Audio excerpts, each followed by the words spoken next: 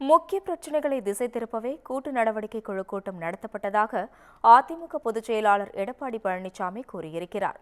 சேலம் மாவட்டம் ஓமலூரில் செய்தியாளர்களை சந்தித்த அவர், தமிழ்நாட்டில் கடந்த 4 ஆண்டு கால திமுக ஆட்சியில் கொள்ளை அதிகரித்து சட்டம் ஒழுங்கு அடியோடு சீர்கெட்டு விட்டது என குற்றம் சாட்டினார்.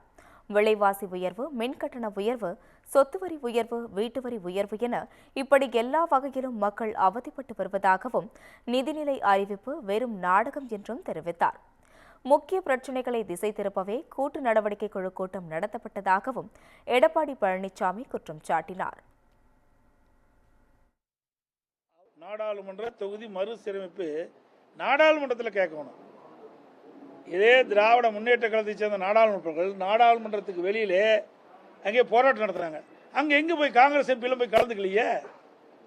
காங்கிரஸ் எம்பிக்கெல்லாம் திராவிட முன்னேற்ற கழக நாடாளுமன்ற அந்த நாடாளுமன்ற நுழைவு வாயில் போராட்டம் பண்ணிட்டு இருக்கும்போது அந்த இடத்துல காங்கிரஸ் கட்சி சேர்ந்த நாடாளுமன்ற கலந்து கொண்டிருந்தா, இதில் உண்மையாலுமே இந்த தொகுதி மறுசீரமைப்புக்காக திரு ஸ்டாலின் எடுக்கிற முயற்சி பலனளிக்கும் நினைக்கலாம். ஆனால் நேற்றைய தினம் இந்த தொகுதி சீரமைப்புக்காக சென்னையிலே பல்வேறு கட்சியுடைய முதலமைச்சர்கள், பல்வேறு மாநிலத்துடைய முதலமைச்சர்கள், பல்வேறு கட்சியுடைய தலைவர்களும் அழைத்து பேசியது, இதை திராவிட முன்னேற்ற கழகத்தில் லஞ்ச ஊழல் அதிகரித்திருக்கிறது, சட்ட ஒழுங்கு அடியோடு சீர்கெட்டிருக்கிறது, இவருடைய தமிழ்நாட்டு மக்கள் மிகப்பெரிய கொந்தளிப்பில் இருக்கின்றார், இதில் மடைமாற்றுவதற்காக நடந்த நிகழ்ச்சி பிரதிபலிக்கிறது.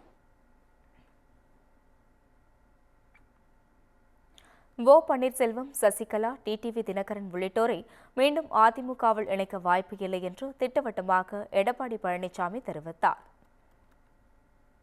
தினந்தோறும் அதிமுக பத்தி செய்தி வந்துகிட்டே இருக்கணும். அதுல மட்டும் சளைத்தரல இந்த உடம்பும் பத்திரிக்கையும் யாருங்க நீங்களா எழுதிக்கிறீங்க, நீங்களா ஒரு கற்பனை பண்றீங்க, நீங்களா ஒரு கேள்வி கேட்கறீங்க.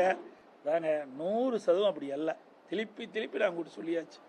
அனைத்து இந்திய அண்ணா திராவிட முன்னேற்ற கழகத்தை பொறுத்தவரைக்கும் மிகச் சிறப்பாக செயல்பட்டு கொண்டிருக்கின்ற இயக்கம். நீங்க சொன்ன நபர்களும் யாரும் இந்த இயக்கத்தில் சேர்த்து கொள்ளப்படுவதாக இன்று வரைக்கும் அந்த திட்டம் எதுவும் இல்லை, எதுவுமே கிடையாது. அனைத்து இந்திய அண்ணா திராவிட முன்னேற்ற கழகம் சிறப்பாக செயல்பட்டு கொண்டு இருக்கும்போது எதுக்கு அதெல்லாம் தேவை?